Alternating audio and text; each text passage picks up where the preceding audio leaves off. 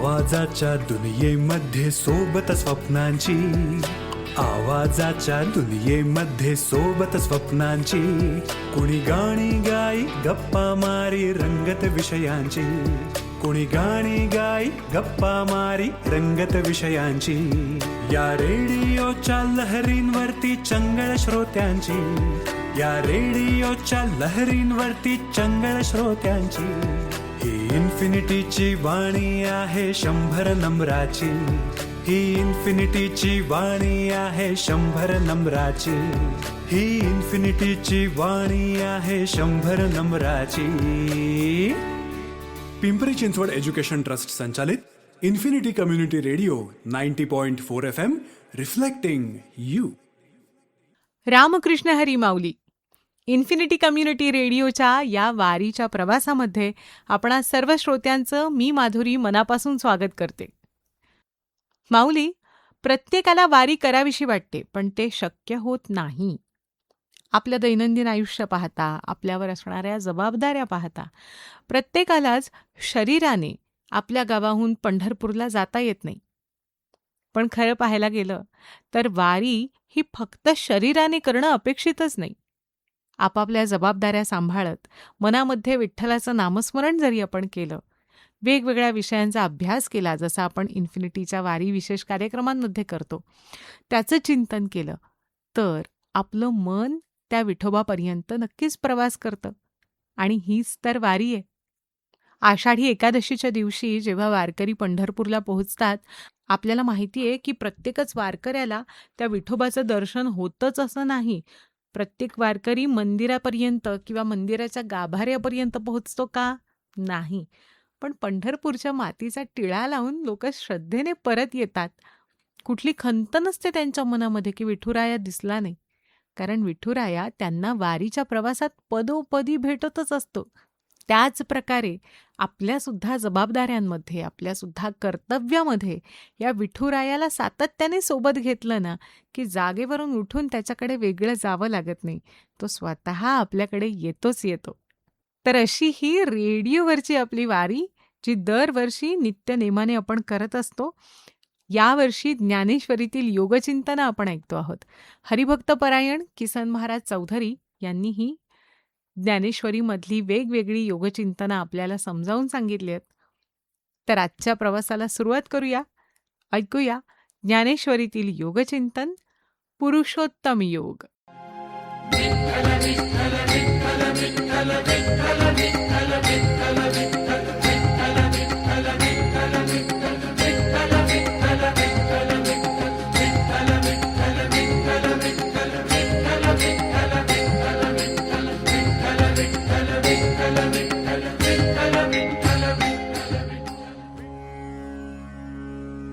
माऊली भगवद्गीतेमध्ये भक्ती, कर्म आणि ज्ञान या 3 गोष्टींचं वर्णन केलंय. मानवी जीवनाची तिवई या 3 पायांवर उभी आहे. एक पाय जरी नसेल ना, तरी तिवई उभी राहणार नाही. ज्ञानकांडामधला 15वा अध्याय, शेवटचा अध्याय म्हणावा लागेल. संसार किती अनित्य आहे, खोटा आहे, हे या अध्यायातून आपल्याला दिसतं. जीवन आणि मरण म्हणजे काय, हे सुद्धा या अध्यायात माऊलींनी सांगितलं. क्षरपुरुष, अक्षरपुरुष आणि पुरुषोत्तम म्हणजे काय, हे सुद्धा यातून समजावलेलं आहे. क्षरपुरुष म्हणजे अज्ञानी, देहासक्त, तर अक्षरपुरुष म्हणजे परिपूर्ण होय. पण याहून एक वेगळा पुरुष असतो, तो म्हणजे उत्तम पुरुष, पुरुषोत्तम, जो उपाधिरहित असतो. भगवंत म्हणतात, हा उत्तम पुरुष मी आहे आणि गीता ही लक्ष्मी आहे, मला तिने वरलंय. भगवंताच्या आरतीत एक चरण आहे, ग्रंथ नव्हे हा श्रीकृष्ण. माऊलींनी या 15व्या अध्यायाची सुरुवात गुरुस्तवनाने केली आहे.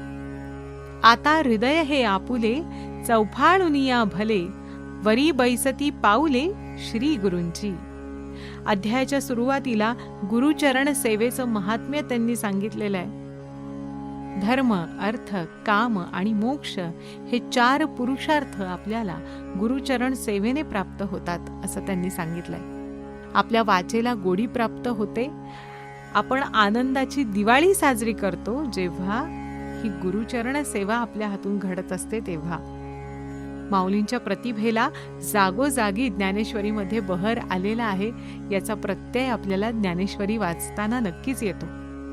हा संसार अतिशय भ्रामक आहे, खोटा आहे हे सांगताना माऊलींनी एका उलट्या वृक्षाचं उदाहरण दिलेलं आहे, ज्याची मुळं आकाशाकडे असतात आणि ज्याच्या फांद्या खाली असतात. एखादं उन्मळून पडलेलं झाड असतं, ज्याचं वर जे असतं ते मूळ असतं आणि खाली शेंडा असतो. आता अशा परिस्थितीमध्ये हे झाड सुकलं पाहिजे, पण तसं होत नाही. संसार वृक्षाचं रूपक मांडून मिथ्या प्रपंच आणि जीवाची येरझारच होते हे माऊलींनी इथे सांगितलेलं आहे. सामान्यपणे वृक्षाची मुळं खाली असतात आणि फांद्या वर असतात, तेव्हा जमीन त्याची माता असते. पण या संसार वृक्षाची माता जी आहे ती वर आहे. वर काय आहे तर आकाश. आकाश शून्य आहे. साधारण वृक्ष तोडता येतो किंवा जाळून नष्ट करता येतो, पण हा वृक्ष तो तोडता येत नाही, कारण त्याचं मूळ जे आहे ते आकाशात आहे. या वृक्षाने सर्व काही व्यापून टाकलेलं आहे. त्याची वाढ खालच्या दिशेने. त्याला फुलं येत नाहीत की फळं येत नाही, पण त्याच्या फांद्या सतत हिरव्यागार असतात.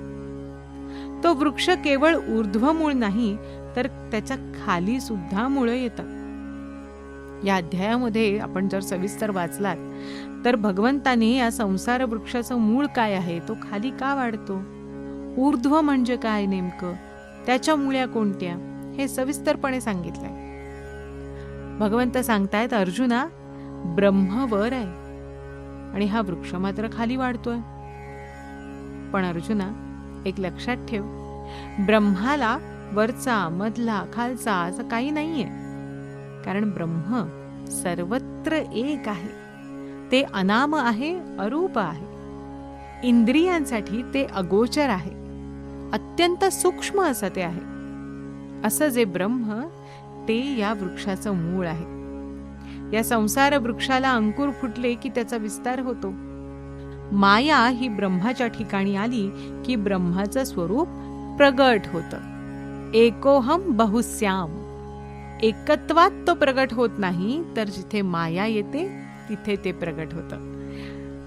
ब्रह्म हे असं आहे. रूप नाही, रंग नाही, नाही वर्ण छाया, सगुणही नाही आणि निर्गुणही नाही. माऊली म्हणतात, वांझेच्या संततीचं वर्णन करावं ना तसं आहे. मायेमुळेच ब्रह्म प्रगट होतं, पण त्याचं विस्मरणही होतं. आणि विस्मरण हे या वृक्षाचं मूळ आहे. एकंदरीत अर्जुना, स्वरूपाचं अज्ञान हे या संसार वृक्षाचं मूळ आहे, हे लक्षात ठेव. आपली प्रकृती 8 तत्वांची, पृथ्वी, आप, तेज, वायू, आकाश, मन, बुद्धी आणि अहंकार. माऊलींनी मोठं सुंदर वर्णन केलेलं आहे. मायेपासून बुद्धी तत्वाचं कोवळं पान निघतं. सत्व, रज, तम या 3 गुणांचा अहंकाराचा शेंडा फुटतो. बुद्धीमुळे भेद आणि त्यातून मनाची डहाळी फुटते. विकल्पाचा रस भरू लागतो. मन, बुद्धी, चित्त, अहंकार या फांद्या फुटायला लागतात. त्यांना पंचमहाभूतांची साथ मिळते आणि मग त्यातून कान, नाक, डोळे, जिव्हा आणि त्वचा ही 5 ज्ञानेंद्रिय तयार होतात.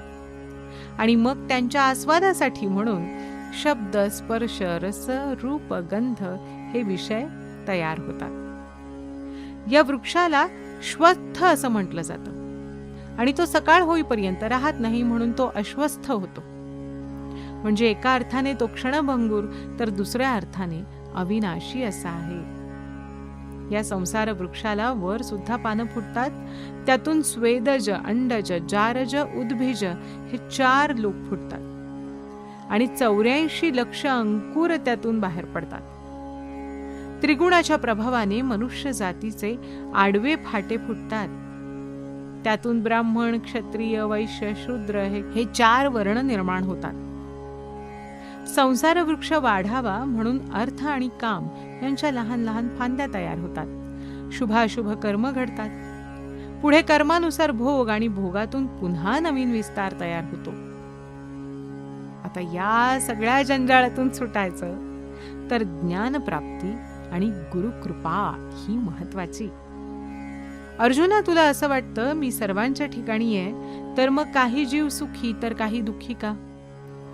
तेव्हा भगवंत पुन्हा एकदा सांगतात की अर्जुना, अरे प्राण्याचं अंतःकरण म्हणजे काच आहे आणि मी प्रकाश. काच रंगीबिरंगी असेल तर त्यातून माझं रूप रंगीत दिसेल. काच स्वच्छ असेल, पारदर्शक असेल तर मी लख्ख जसा आहे तसा दिसेन. काच जर मलिन असेल तर त्यातून ज्ञानाचा प्रकाश बाहेर पडणारच नाही, ते सुद्धा मलिन होऊन बाहेर पडेल. तेव्हा आपलं अंतःकरण कसं आहे त्यानुसार आपल्याला तो भगवंत दिसणार आहे. जसा भाव तसा देव, असं जे आपण म्हणतो तेच तत्व इथे भगवंताने सांगितलंय. 15वा अध्याय ब्रह्म सत्य आणि जगत मिथ्या हे सांगणार आहे. तो समजून घेण्यासाठी गुरुभक्ती पारायण आवश्यक आहे. आता इथे पाहिलं तर अर्जुनाच्या मनामधल्या शंका आणि आपल्या मनातल्या शंका या सारख्याच आहेत. अर्जुनाचा प्रश्न आणि आपला प्रश्न हाही सारखा आहे. माऊली म्हणतात, अहो तुम्ही अर्जुनाचे पांती जे परिसणया योग्य होती. खरोखर अर्जुन होता म्हणून आपल्याला गीतेचा लाभ झाला. आता बघा, हे सर्व शास्त्र तो संजय धृतराष्ट्राला सुद्धा सांगतोय. पण धृतराष्ट्राच्या मनामध्ये हे सगळं ऐकल्यानंतरही प्रश्न एकच आहे की माझ्या मुलांचं काय झालं ते फक्त सांग. आपल्याला सुद्धा कोणी ज्ञान द्यायला गेलं की आपण काय म्हणतो, यात माझा फायदा काय बाबा ते सांग. हा तसा प्रकार आहे. पुत्रमोहाने आतूनही आणि बाहेरूनही अंध झालेला हा धृतराष्ट्र आजच्या सारख्या आपल्या अज्ञानी लोकांसारखाच आहे. अशा या अज्ञानी जनांना देव सुद्धा तारू शकत नाही, कारण स्वतःला बुडवणारे हे स्वतःच असतात. पण ज्यांना तरुण जायचंय त्यांनी भगवंताचं नामस्मरण करत आपली नौका वल्हवली तर ती खात्रीशीर रीतीने आजही त्या पैल तीरावर जाऊन पोहोचते, सुखरूप पोहोचते आणि हा भवसागर आपण आनंदात पार करून जातो. कुठे अडचणी आल्यास तर आहे ना गीता, आहे ना ज्ञानेश्वरी, त्यांचा आधार नक्की घ्यावा आणि आपली नाव वल्हवत राहावी, वारी करत राहावी. माऊली निर्गुणाचे भेटी या वारी विशेष कार्यक्रमामध्ये आज इथे थांबणार आहोत. पुरुषोत्तम योग आज आपण ऐकलेला आहे. भेटूया उद्याच्या प्रवासामध्ये पुढचा योग ऐकण्यासाठी. हरिभक्त परायण किसन महाराज चौधरी यांनी हे योग आपल्याला समजावून सांगितलेले आहेत. तेव्हा ते जरूर ऐकत राहूया आणि त्याचं चिंतन करूया. आज इथेच थांबतेय मी. भेटूया उद्याच्या भागात. ऐकत रहा निर्गुणाचे भेटी हा वारी विशेष कार्यक्रम इन्फिनिटी कम्युनिटी रेडिओ 90.4 FM वर. रामकृष्ण हरी माऊली.